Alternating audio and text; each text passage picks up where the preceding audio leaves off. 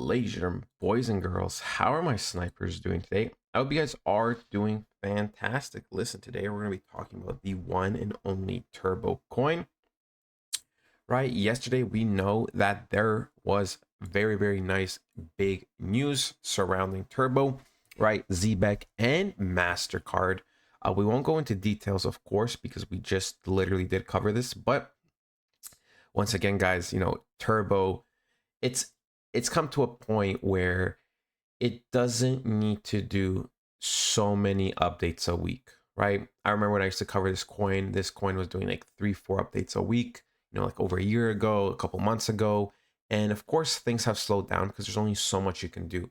But every time there is an update surrounding Turbo, it is always a high quality one. It really is. And as of right now, like I said in the previous video, we only really have like off the top of my head personally, and I could be still missing things because clearly this Turbo team knows what they're doing, right? They know how to innovate, but based off the top of my head, Robinhood is the final step, right? It is.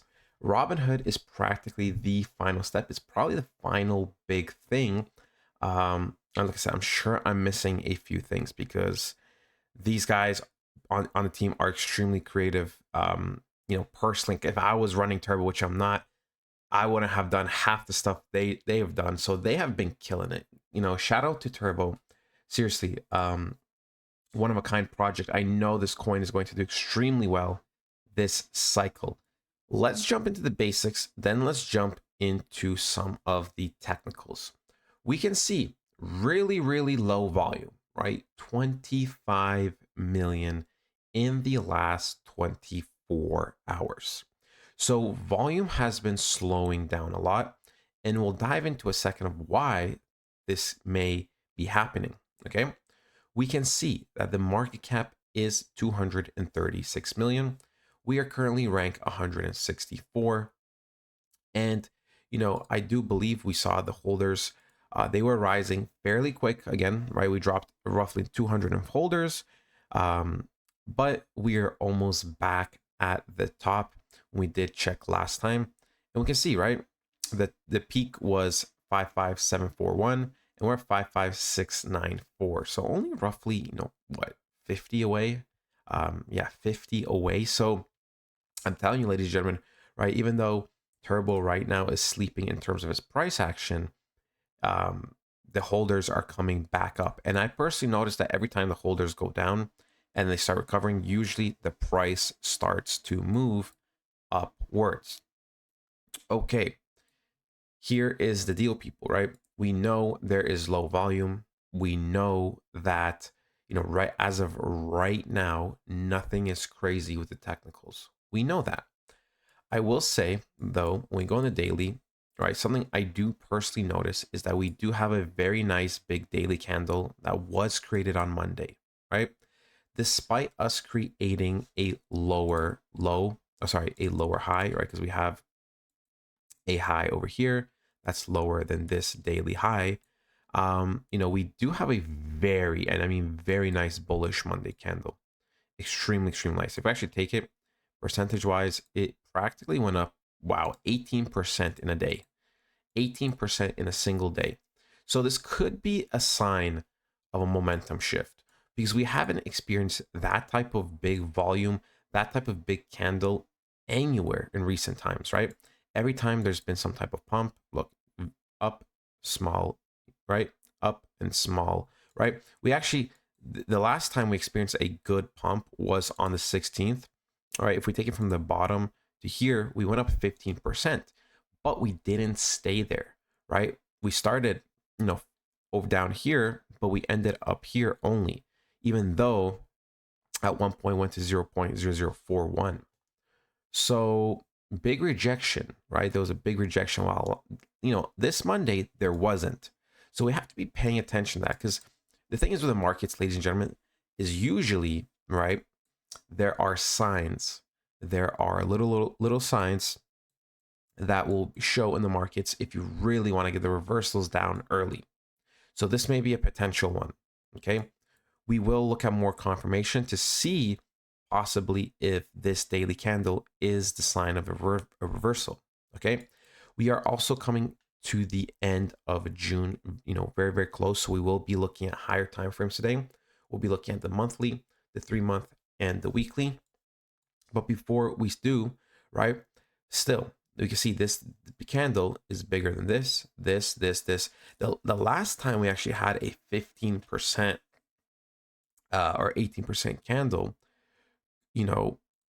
or pump. I mean, we had a 20% pump here, 10% close. We technically, did go lower, and then we went up, 6%. I mean, the last time we really had a great pump in terms of a nice candle close, right? In terms of a nice candle close, you could debate this one over here on the 19th of May, right? 16%. If you go down here to the 4th, right? 15%. I mean, it's been a while. I mean, it has to be this candle, right? Since April, we've had our like the best candle we've had. So it's been a while. It has been a while. Now, something that we could possibly be forming right now, which looks very, very similar, ladies and gentlemen, is this area over here. Okay, this area over here, right? This channel. The reason why I mention this is because over here, we also did have a momentum shift, right? This is when we started to print bigger buy candles, even though they were small and volume wasn't still that great.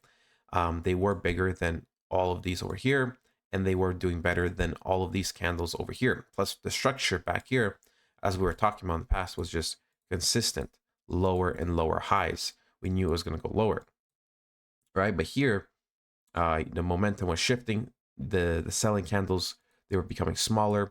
And we can see as of right now, the selling pressure is not that bad. It's really not, right? The two selling candles are fairly weak. Now, of course, we still need more confirmation. Here is the deal. Here's a possibility, right? When we look at this, we do kind of see like a reverse head and shoulders. We do kind of see a reverse head and shoulders forming. So this could very well be the start, right? The next few days and the beginning of next week will dictate everything, in my opinion. When you go to something like the weekly, right? The weekly does not look the strongest, if I'm being very, very honest. The weekly does not look the strongest. So we have to see how the rest of the week closes. The monthly looks beautiful. The monthly actually looks beautiful, especially if we do rise for the next day or two, because that means we would get a nice rejection, right? We would not only go off this big support, but we'd also go off this big monthly order block, right? We talked about on the channel how those two together are just the absolute gem and key. And it is the most literal fundamental pullback you could have, right? 3-month obviously doesn't look too pretty, but that's okay, because when we dissect things on a smaller time frame, I believe, it does look good. It really does. The only thing I do not want to see is a big, massive sell-off, right? A big, massive sell-off, right? I just want June to kind of end the way it is, or be a little bit more bullish the last few days.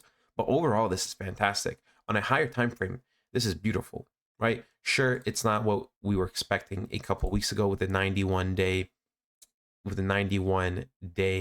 global liquidity, right? With the 91-day global liquidity, we should have been already much higher. So it's unfortunate we stopped following that to the T. But in terms of pure technical analysis, everything is looking good. That is the ladies and gentlemen. I hope you guys did enjoy, and I'll talk to you guys next time. Goodbye.